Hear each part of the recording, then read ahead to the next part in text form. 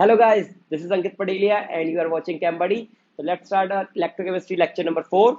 तो देखिए last time हम लोगों ने क्या क्या बातें कर ली थी, एक बार फटाफट रिवाइज कर ले। क्या हमने सबसे पहले वर्किंग ऑफ इलेक्ट्रोकेमिकल सेल देख ली है। उसके बाद हम लोगों ने सेल की रिप्रेजेंटेशन देख ली है, सेल की रिएक्शन कैसे करते हैं वो हम लोगों ने देख ली है।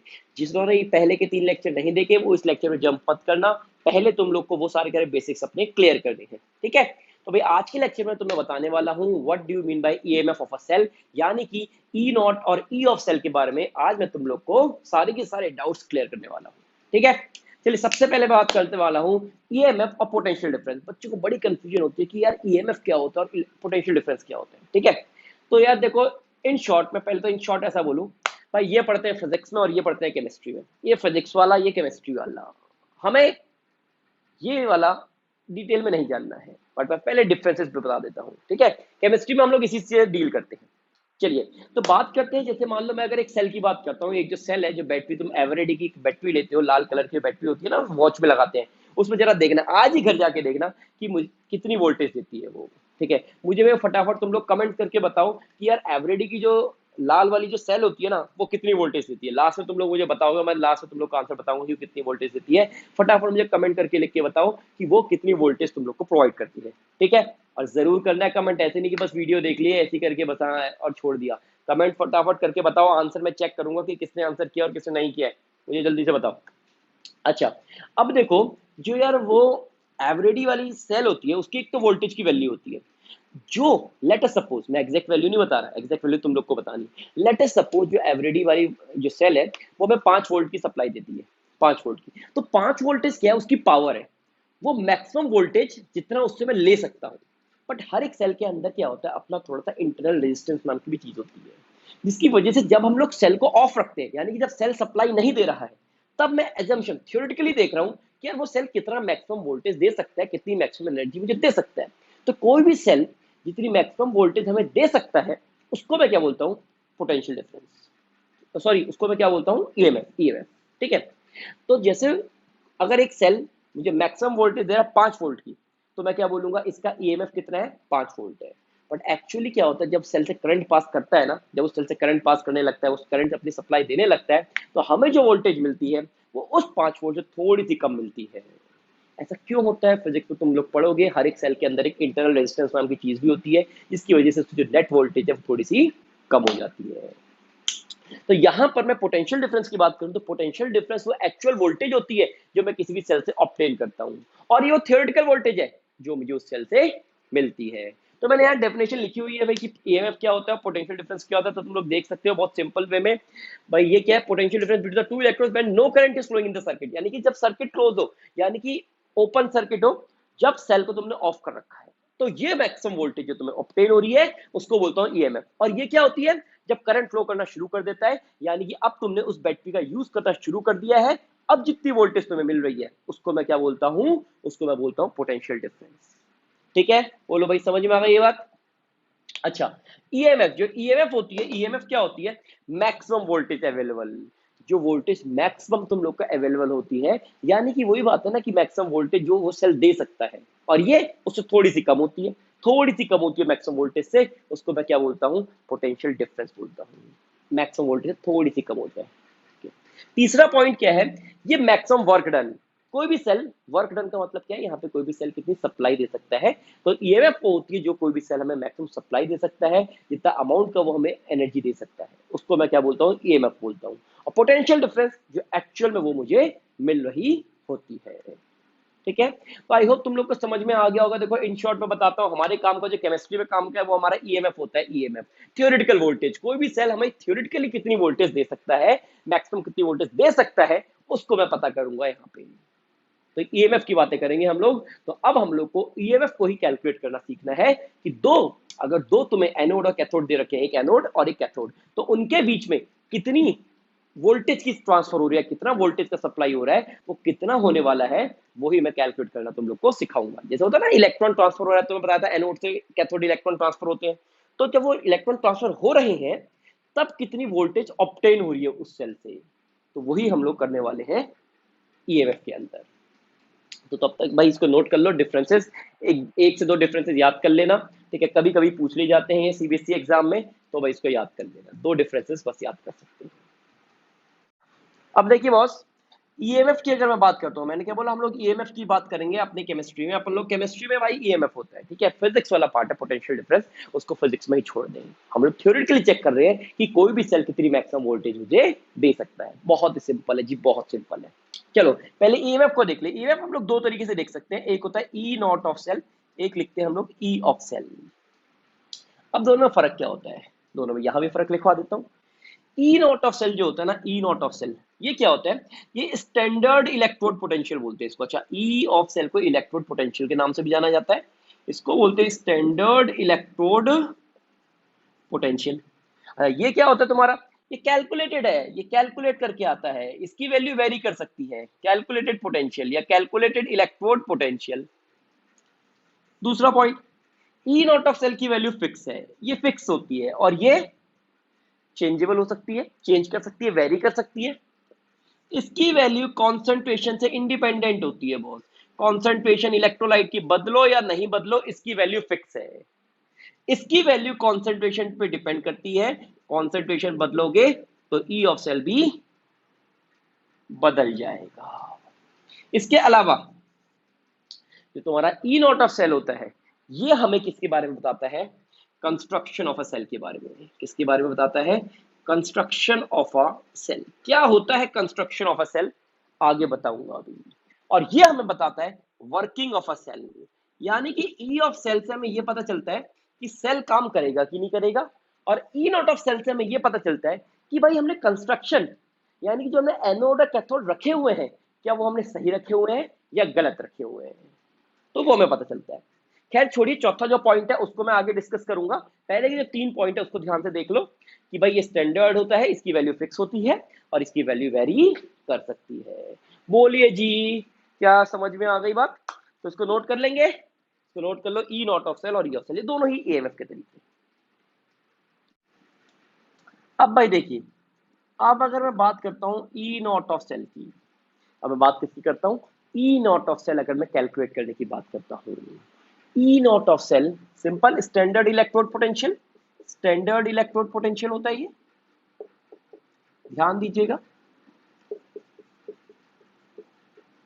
ये भी दो टाइप्स का होता है, ये भी दो टाइप्स का होता है, एक होता है रिडक्शन पोटेंशियल और एक क्या होता है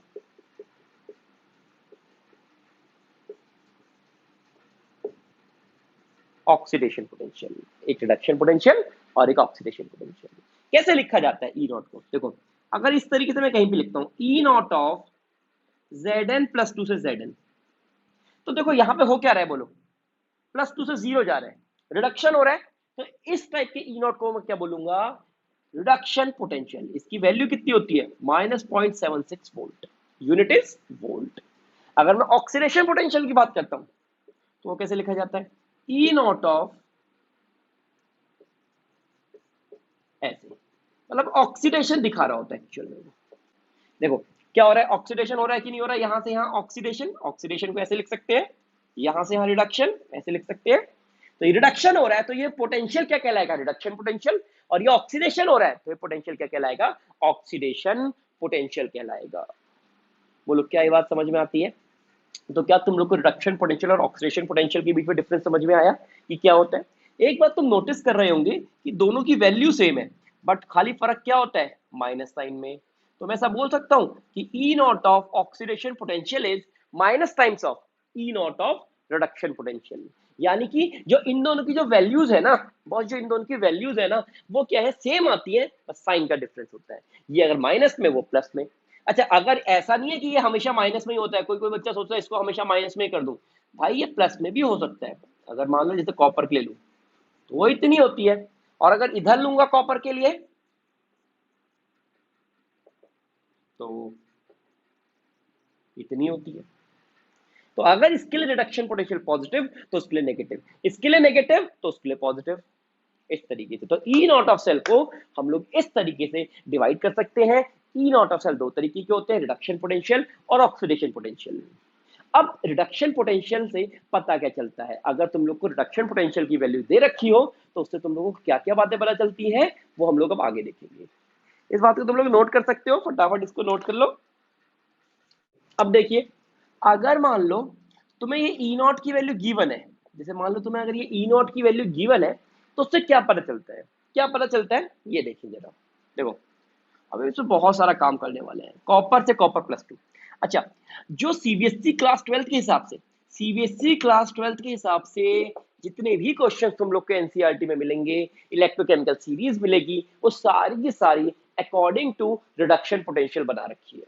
तो मैं बोलूंगा बिल्कुल टेंशन फ्री हो जाओ, तुम्हें ऑक्सीडेशन पोटेंशियल को भूल जाना है 12th के लेवल के हिसाब से। मतलब 12th में जितने भी क्वेश्चन आएंगे ना वो तुम्हें कंफ्यूज नहीं करते हैं, वो हर वक्त तुम्हें रिडक्शन पोटेंशियल ही देते हैं। तो कंफ्यूज मत होना कि ऑक्सीडेशन पोटेंशियल क्या होता है, रिडक्शन पोटेंशियल क्या होता है। एग्जाम में रिडक्शन पोटेंशियल ही आएगा, बट हाँ नीट और जेईई में कुछ भी दे सकता है। तो हाँ 12th के लेवल के हिसाब से, 12th सीबीएसई के हिसाब से मैं एक बात बोलूंगा, तुम्हें सिर्फ और सिर्फ रिडक्शन पोटेंशियल को ही देखना है, तुम्हें ऑक्सीडेशन पोटेंशियल को नहीं देखना है।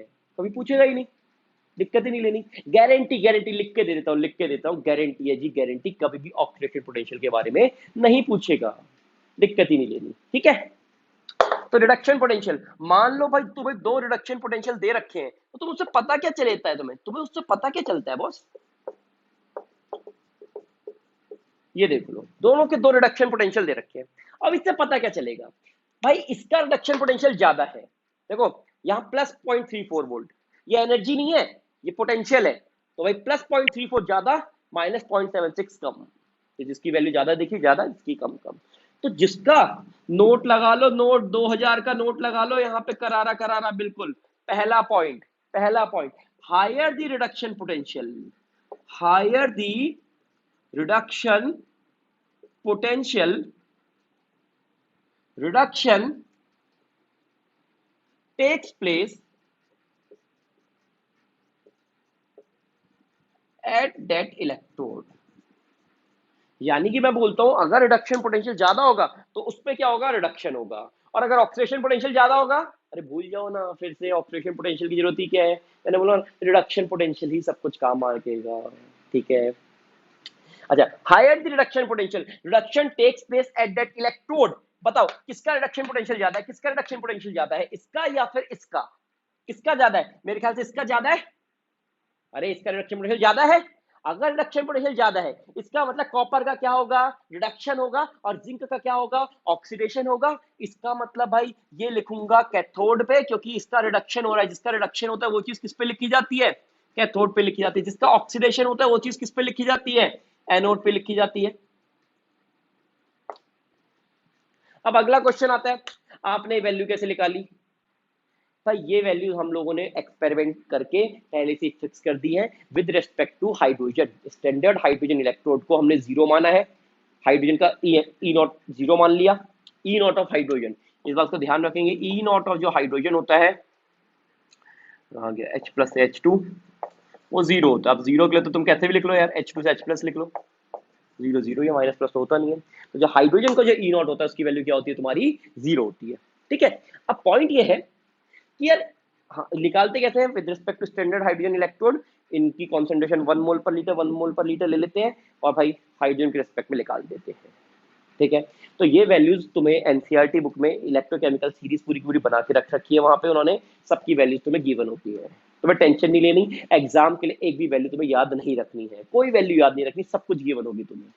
ओके, में ये ई नॉट की वैल्यूज गिवन होती है।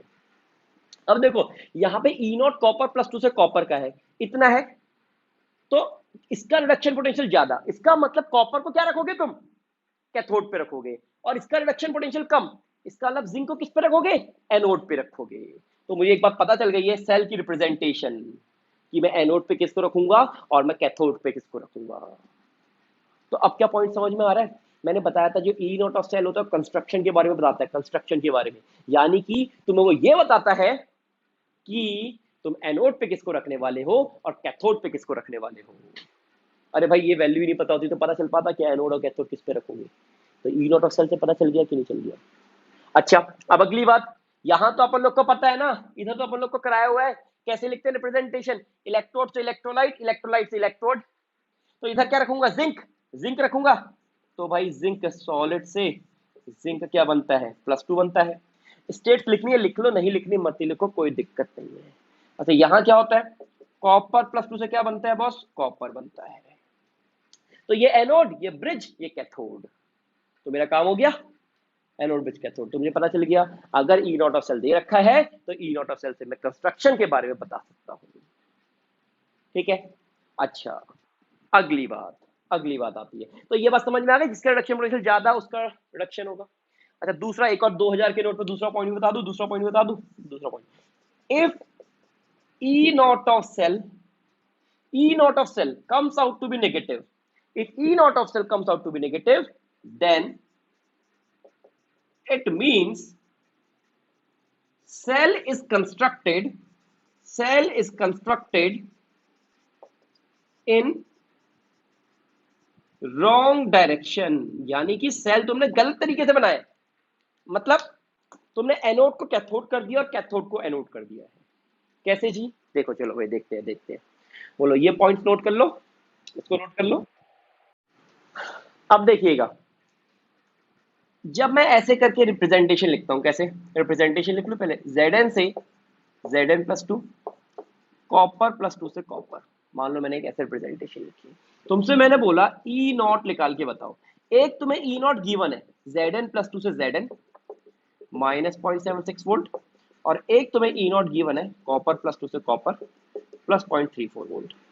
अब मैं तुमसे बोलता हूं बॉस कि ये जो ई नॉट है ना, ये तो यार किसी एक पर्टिकुलर इलेक्ट्रोड का है, मतलब Zn से Zn+2 का है। अकेले अगर Zn से Zn+2 को रखोगे हाइड्रोजन के साथ तो उसका ई नॉट इतना आएगा, इसको हाइड्रोजन के साथ रखोगे तो उसका ई नॉट इतना आएगा। अब इन दोनों को चिपका दिया, मतलब एक साइड जिंक रख दिया, एक साइड कॉपर रख दिया, इन दोनों को चिपका दिया। तो मैं पूछना चाह रहा हूं कि अब बताओ जो ई नॉट ऑफ सेल है, अब वो कितना आएगा, अब वो कितना आएगा। तो अब कितना आएगा, तो देखो ई नॉट ऑफ सेल का फॉर्मूला होता है, ई नॉट ऑफ सेल का फॉर्मूला होता है E naught of cathode minus E naught of anode. क्या होता है, कैथोड में जो चीज रखी है उसमें से एनोड को माइनस कर दो। जिसको ये भी फॉर्मूला याद नहीं होता तो E naught of right minus E naught of left. अभी बताता हूँ, चलो राइट और लेफ्ट को भी बताता हूँ। अभी पहले ये देखो कैथोड और एनोड देखो, ठीक है। यहाँ पे मुझे बताओ एनोड कैथोड क्या पता कर सकते हो। अरे सुस्त मुर्गो सुनो, क्या एनोड कैथोड पता कर लोगे यार, ये तो बता चुका हूँ, एबीसी सेल की प्रेजेंटेशन से लिख देते हैं। बताओ ई नॉट ऑफ कैथोड, इसका जो चीज कैथोड लिखी है उसका ई नॉट। अब ई नॉट कैथोड, कैथोड पे क्या रखा है कॉपर, कॉपर का ई नॉट कितना है, इतना। ई नॉट ऑफ एनोड, एनोड पे कौन रखा है जिंक, जिंक का ई नॉट कितना है, क्या निकाल दोगे, ये माइनस माइनस प्लस तो कितना आ गया 1.10 वोल्ट आ गया। इसका मतलब तुम्हें जो ई नॉट आया है कैथोड माइनस एनोड का, वो कितना आ गया मेरा 1.10 वोल्ट आ गया है। कैसे निकाला मैंने, कैथोड से एनोड को। जिसको ये भी समझ में नहीं आ रहा कैथोड और एनोड कैसे करूं, तो भाई कोई दिक्कत नहीं हो, राइट माइनस लेफ्ट कर लेंगे। इसका मतलब जो चीज राइट पे लिखी है उसमें से जो चीज राइट पे लिखी है, ये राइट पे ये चीज लिखी है, उसमें जो चीज लेफ्ट पे लिखी है उसको माइनस कर दो, E naught of right minus E naught of left. ठीक है, ई नॉट राइट में से जो चीज राइट पे लिखी है उसमें से लेफ्ट वाली चीज को क्या कर दे, माइनस कर दे। तो समझ में आ गया, ई नॉट ऑफ सेल आ जाएगा इस तरीके से मेरा। अब अगला क्वेश्चन आता है, अगर कोई बच्चा, देखो ये ऐसे लिखा है, ठीक है, मान लो किसी ने ना सेल ऐसा लिख दिया हो, कॉपर से कॉपर +2 सॉल्ट ब्रिज Zn+2 से Zn। अब मैं बोलूं इसका ई नॉट निकाल के दिखाओ, तो ई नॉट ऑफ सेल का तो देखो वही फॉर्मूला है, E naught of cathode minus E naught of anode. तो बोलो कैथोड पे क्या रख दिया सर, जिंक -0.76, एनोड पे क्या रख दिया सर, कॉपर +0.34 वोल्ट। तो बोलो कितना आ गया ई नॉट ऑफ सेल, -1.10 वोल्ट आ गया। आया कि नहीं आया, ये कितना आया था 1.10 वोल्ट आया था। ई नॉट ऑफ सेल 2000 के नोट का दूसरा पॉइंट याद रखो, अगर E naught of cell negative आता है इसका मतलब cell is constructed in a wrong way. इसका मतलब जो तुमने एनोड रखा है और जो तुमने कैथोड रखा है ना बॉस, वो गलत रख दिया है। इसका मतलब कैथोड को इधर रखना था और एनोड को इधर रखना था। तो जब हम बैटरी बनाते हैं, जब हम बैटरी का कंस्ट्रक्शन करते हैं, तो मान लो तुमने जिंक को एनोड की जगह कॉपर को एनोड पे रख दिया, तो अब तुम्हारे ना बैटरी से करंट फ्लो नहीं होगा। तो हमने सब कुछ कैलकुलेशन सही करी है, बट हमने एनोड कैथोड को रिवर्स कर दिया, तो भाई हमारा करंट फ्लो नहीं होगा। तो अगर किसी सेल का E naught of cell negative आता है, इसका मतलब no current flow through the circuit, यानी कि उसमें से तुम लोग को करंट की सप्लाई नहीं मिल पाएगी। तो ई नॉट ऑफ सेल क्या आ गया बॉस, नेगेटिव आ गया, तो -1.10 वोल्ट आ गया। इसका मतलब क्या है, मैंने जो सेल बनाया है वो गलत बनाया है, इसका मतलब जिंक को इधर होना चाहिए, कॉपर को इधर होना चाहिए, और जैसी ऐसी करूंगा तो बोलो ई नॉट पॉजिटिव आ जाएगा। जो ई नॉट ऑफ सेल है वो हमें ये बताता है कि हमारा सेल सही ढंग से कंस्ट्रक्टेड किया है या नहीं किया है। मतलब एनोड को रखा है एनोड की जगह पे, कैथोड को रखा है कैथोड की जगह पे, या फिर हम लोगों ने नहीं रखा है। तो बोलो क्या ई नॉट ऑफ सेल निकाल लोगे, E naught of cathode minus E naught of anode, ठीक है, कर लोगे इसको, बोलो, ठीक है। अच्छा जी, आप देखिए इसमें क्या है, मान लो तुम्हें सेल की रिप्रेजेंटेशन दे रखी है, तुम्हें ई नॉट दे रखा है, तुमसे पूछा है बताओ क्या ये सेल की रिप्रेजेंटेशन सही लिखी है गलत लिखी है, क्या इस सेल की रिप्रेजेंटेशन में जो एनोड है कैथोड है क्या उससे करंट फ्लो होगा कि नहीं होगा। तो क्या करोगे, कुछ नहीं करना तुम लोग को, E naught of cell equals to E naught of cathode minus E naught of anode. बोलो कैथोड पे क्या रखा है, कॉपर, इस बार तुम्हें वो नहीं देखना कि ये +1 चार्ज है +2 चार्ज है, ई नॉट में इसका कोई लेना देना ही नहीं है। अरे ई नॉट को कुछ लेना देना ही नहीं है, ई नॉट तो सिर्फ क्या होता है, कैथोड माइनस एनोड, यानी कि कैथोड में से एनोड को माइनस कर दो, ना तुम्हें इलेक्ट्रॉन देखने हैं, ना तुम्हें इसकी पावर देखनी है, ना तुम्हें इसका नंबर देखना, ना तुम्हें इसकी स्टोइचियोमेट्री देखनी है, कुछ नहीं देखना, बस सीधे सीधे कैथोड में से एनोड को माइनस करना है। कैथोड पे क्या रखा है, कॉपर, क्योंकि ये फिक्स है भाई, ये फिक्स है, इसको कुछ फर्क नहीं पड़ता अगर तुम कोई चीज चेंज करते हो तो। कैथोड पे क्या रखा है, कॉपर, कॉपर कितना है 0.34 वोल्ट, माइनस एनोड पे क्या रख दिया, एजी रख दिया, तो बोलो आंसर कितना आ जाएगा, और 0 -0.46 volt. E naught of cell negative आ गया, अगर E naught of cell negative आता है इसका मतलब cell is constructed in a wrong way, wrong way, तो राइट वे क्या होगा, राइट वे होगा कि अगर मैं सेल को ऐसे कर दूं, तो this is correct, this is correct, and इसका वाला ये जो रिप्रेजेंटेशन लिखी है ये इनकरेक्ट है। अगर तुम ऐसे एनोड पे सिल्वर को और कैथोड पे कॉपर को रखोगे तो E naught of cell negative आएगा, यानी कि no current will flow through the circuit, तुम्हें ऐसे बनानी पड़ेगी तभी करंट फ्लो करेगा। तो बोलो क्या ई नॉट ऑफ सेल, क्या तुम्हें ई नॉट ऑफ सेल के बारे में ये पता चला कि ई नॉट ऑफ सेल से क्या पता चलता है कि हमने सेल को सही ढंग से कंस्ट्रक्ट किया है कि नहीं किया है, सेल की कंस्ट्रक्शन सही करी है कि नहीं करी है, क्या हमने एनोड की जगह पे एनोड को रखा है, क्या हमने कैथोड की जगह पे कैथोड को रखा है, ये चीज कौन बताता है हमें, ई नॉट ऑफ सेल बताता है, ठीक है। तो क्या ई नॉट ऑफ सेल के बारे में पता चल गया, ई नॉट ऑफ सेल, तो अगली क्लास में सीखेंगे ई ऑफ सेल कैसे कैलकुलेट करते हैं, ठीक है। तो चलिए भाई, तो आज की क्लास में हम लोग इतना ही करेंगे, ठीक है। और भाई हाँ, अरे भाई वीडियो को लाइक भी कर दो, ठीक है, बहुत मेहनत लगती है तुम्हारे साथ वीडियो बनाने में, तो वीडियो को लाइक जरूर करो, जितना हो सके शेयर करो, ठीक है, और चैनल को सब्सक्राइब नहीं करो तो फटाफट सब्सक्राइब करो। तो मिलते हैं हम लोग नेक्स्ट लेक्चर में, तब तक के लिए goodbye and take care.